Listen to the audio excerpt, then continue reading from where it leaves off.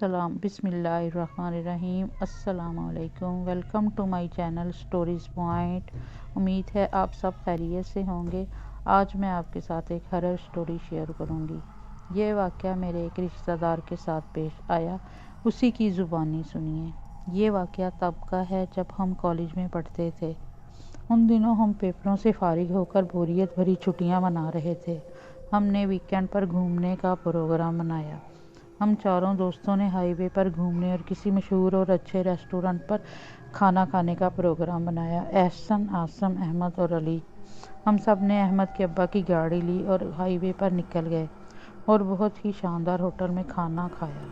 Weekend होने की वजह से होटल में काफ़ी रश था। वापसी पर मुझे शरारत सूझी। मैंने कहा, यहाँ एक इमारत तामीर हो रही है, सुना है वहाँ कोई आसेप है, किसी लड़की की रूह नज़र आती है, क्या ख्याल है चल कर देखें। लेकिन एहसन ने कहा, हमें मरने का कोई शौक़ नहीं, हम क्यों उस खंडरनुमा इमारत में जाएं। उसकी आवाज़ सुनते ही हमने मजाक उड़ाया। आसिम और अहमद ने कहा, ज़रूर चलेंगे। एहसन भी चिल्लाया, तुम लोगों को मरने का शौक़ चढ़ा है। हम सब ने कहा, एहसन तुम बड़े हो जाओ, भूत प्रीत जैसी कोई चीज़ नहीं होती, ये सब बचपन की बातें थी। एहसन गुस्से से बोला कि तुम लोगों के साथ तो कुछ होना ही चाहिए, फिर तुम्हें पता चलेगा कि इन चीज़ों का भी वजूद होता है। आखिरकार हम तीनों ने फैसला किया, कुछ भी हो जाए हम वहाँ जाएंगे। एहसन चुप हो गया।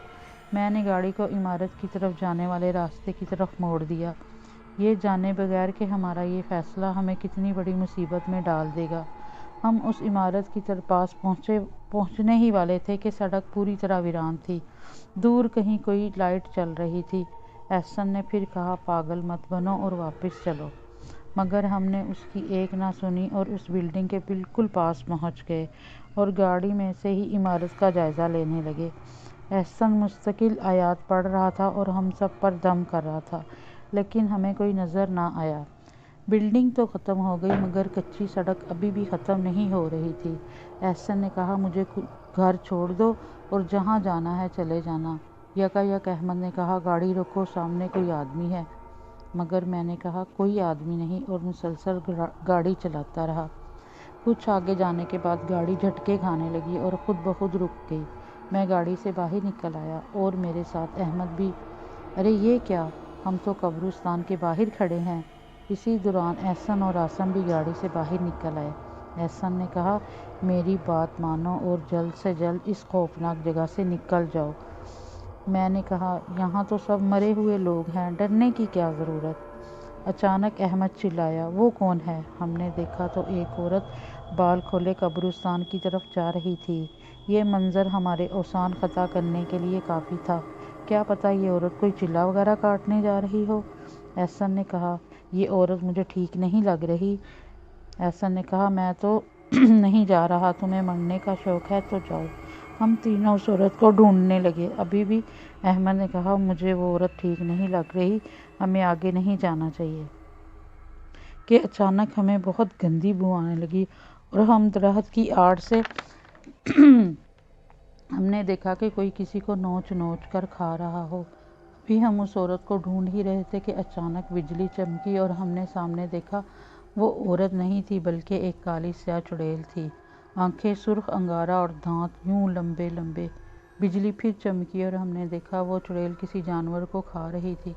बस हमारी सबकी तो जान ही निकल गई और हमने दौड़ लगा दी।